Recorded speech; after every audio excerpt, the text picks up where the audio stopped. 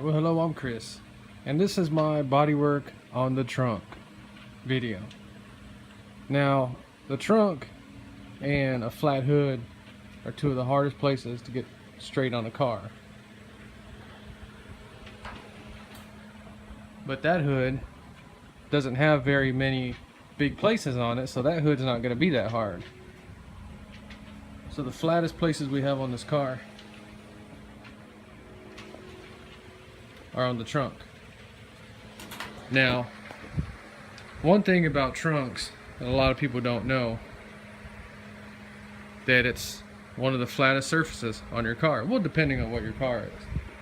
Another thing is that when you have one dent on here, this one I did when I first got this car. I did each dent on it. It had about 10 dents all over it. Not too big, just small little dings, but I ended up doing one at a time. Okay, so the other day I was blocking this hood, getting it ready, so I want to get this car painted pretty soon. Found out that the whole freaking trunk is warped. So the only way to do a hood, flat hood or a trunk, is to really float the whole thing. Now when I say float the whole thing, I mean you're just floating the whole thing with polyester or Bondo or whatever you want to use. But that's the only way you're going to get it straight. Now this one, I have blocked it with 80 and 180. And I sprayed sealer on. I was going to do a sealer test, but as you can see, sealer doesn't work very good with 80 or 180 scratches. You really can't see anything though.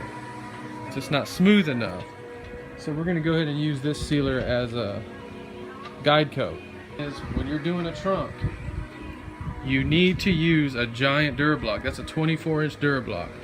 You do not want to do a trunk with a small block like that. Now we're going to pretend that this trunk is an original one or whatever. We just got it, the car, spray a guide coat over it, something. Okay, so if you have a dent on your trunk, probably like that deep or more, like that big, it's probably warped your whole trunk and you don't even know it. You won't find out till you paint it. That's why I'm making this video.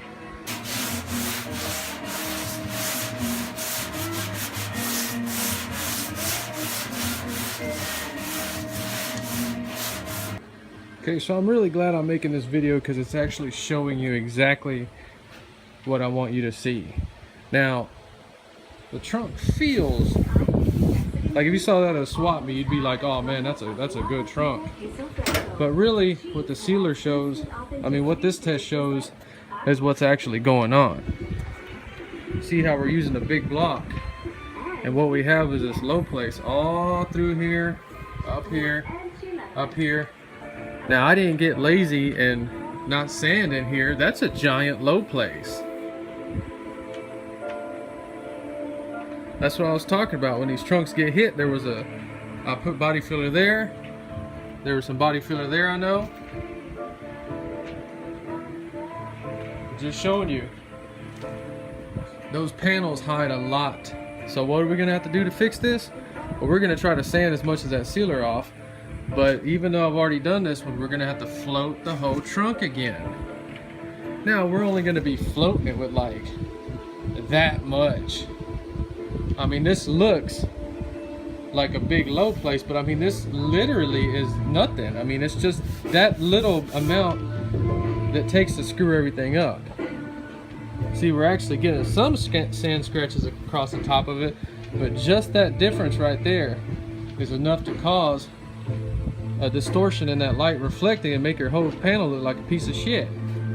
I hate to use bad language like that, but that's really what it looks like. You know, you spend all that money on your car to get it painted, and it just, in my opinion, just completely defeats the purpose of painting your car.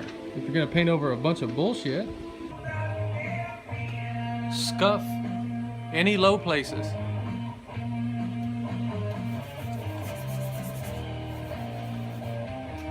Low places.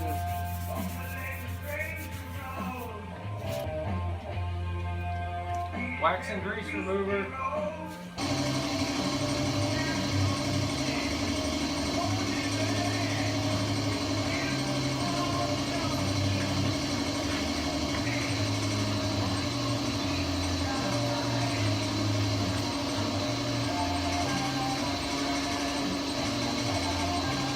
Okay, so we're just trying to get a little bit on there to build it up as thin as possible.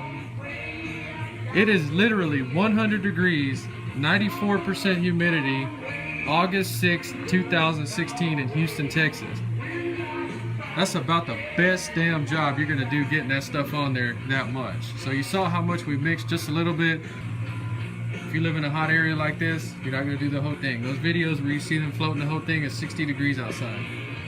Okay, so the whole trunk is floated now. Now all we're gonna do is you have to use a long block like this on the trunk. It's 2-foot block, I believe that's 24-inch block. And if you're trying to get your trunk perfect, you're gonna want to use a big block like that. All right, so all we're gonna do is we're gonna X motion, X pattern this whole trunk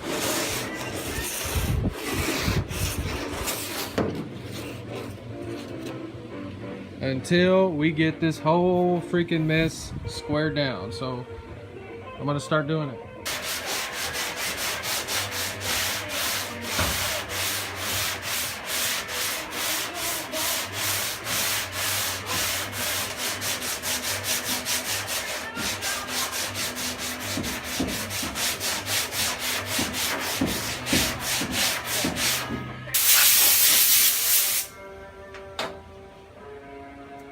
Well, I stopped early on purpose. That's what got me in trouble the first time I did this, was power tools and going too far. Okay, now we have this cleaned up. We're gonna put 3 coats of primer. We're gonna have low places in it. We're gonna have to go back and refill it. But like I said, I just don't want to go too far. I'm gonna pass on knocking that high spot down. But so far so good. I've ran my hand across it and it took care of our weird low places in it. So we're gonna put 3 coats of primer on it.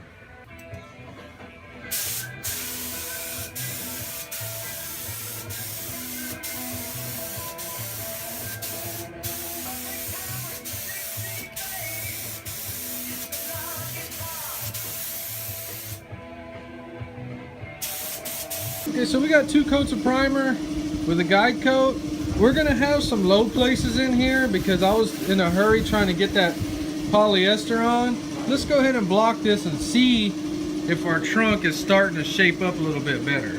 Now we floated the whole thing, but we're gonna end up knocking a lot of that off.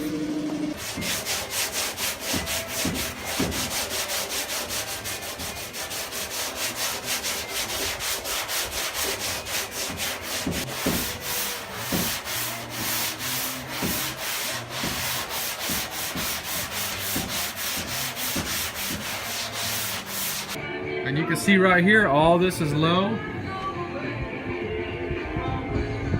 Well, those were gonna happen, but we got these 2 weird low places right here. So what are we gonna do now? We're gonna fill all the low places. All right, so I just wanted to show you exactly where I went back and filled it. I'm just gonna block this. Okay, so all we did was just blocked it out. Started blocking out our polyester, and you can see, I mean, we just got entire low places right here that we missed. Same thing right there.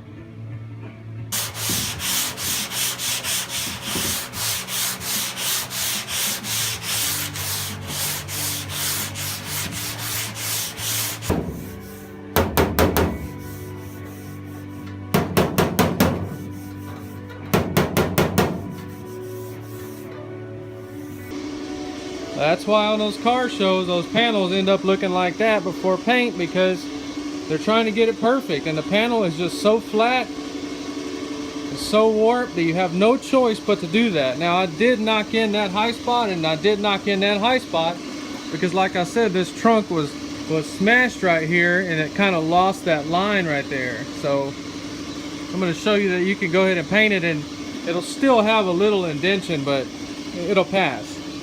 Let's get some primer on it.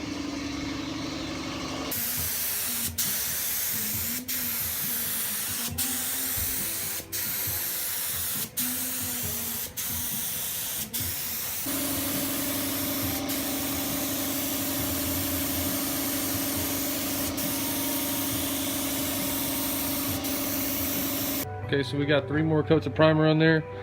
Hopefully we got everything. So let's start to block this piece out.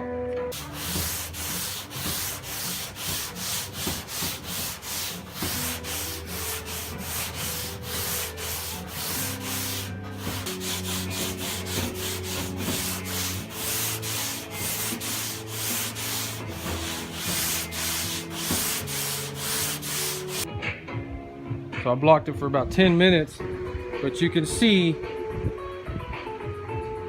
that all white, that's what you want. It's got a few low places. Remember I told you that was knocked in? That was the problem with this trunk.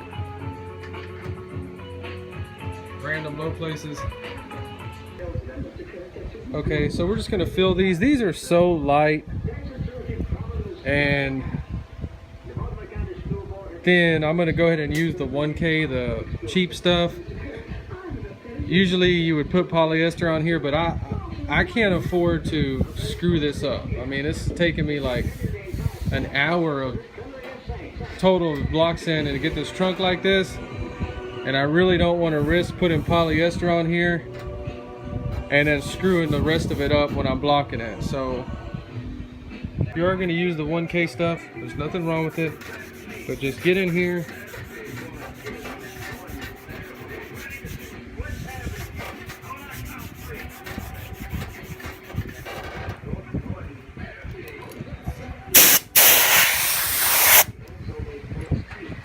And then when you're pushing it in there, when you're putting it on there, you got to push it in real good.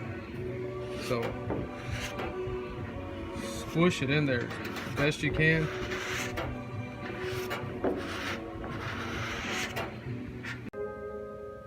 Okay, so you see that stuff everywhere. It's not really everywhere. We just don't want to go back with polyester and screw up our perfectly blocked surface. So we're going to hit this with 180.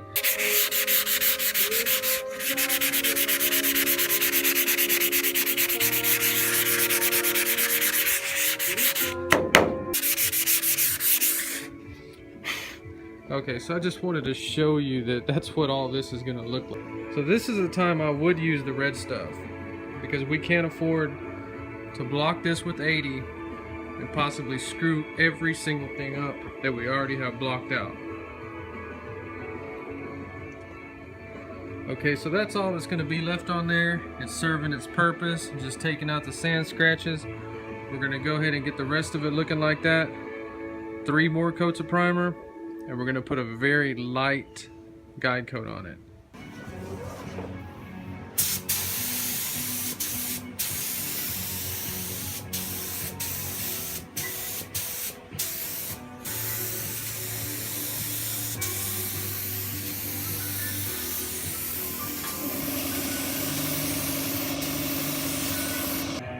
Alright, so we got it ready. We're going to hit it with a long block with 180 and see if it cuts down evenly, and if there's no low spots, then we'll go to 240 and then 400 and then do our sealer test. Hopefully we got this thing knocked out, but let's find out.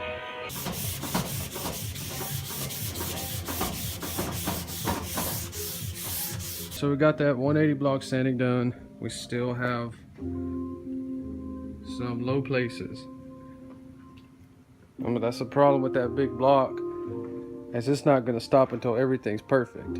But this is very acceptable. We're just going to do a sealer test. The little places like that was whenever you paint your car and it has these tiny little ripples that don't really make any sense. It's from painting over very small imperfections like that. Now, a lot of times they get covered and you don't really notice them. But whenever you're trying to do restoration bodywork, got to get all that stuff out. Now, the thing with block sanding is we used our big blocks. Now, our small blocks are going to allow us to come in here and block these out a little bit. And it's going to lower this surface a little bit, but the eye is not going to be able to see that difference. So let's go ahead and we're going to block this with 400.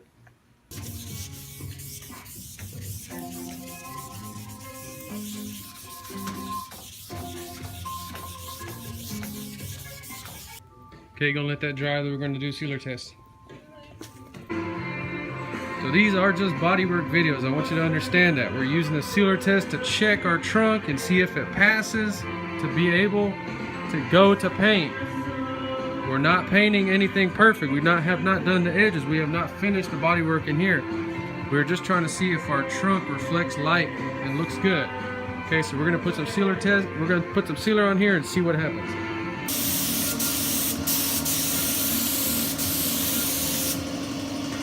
So the sealer test done. Trunk came out real nice. It looks brand new. Still drying. But I gotta finish this video. The way you're gonna test your work is those lights right there. That's how they do paintless dent repair. All they're doing is just running these lights down these panels, and those lights are gonna show every single imperfection in that panel. So that's how you're gonna test your work.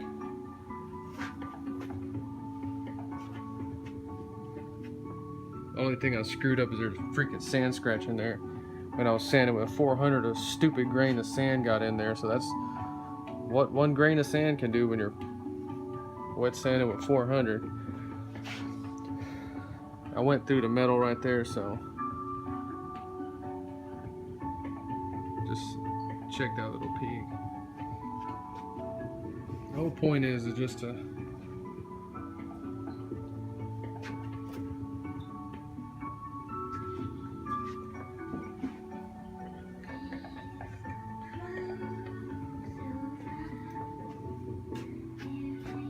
yeah, there's streaks in it from where it's drying, but the streaks have nothing to do with checking your work. So anyway, so if you liked the video, please subscribe. Thanks for watching.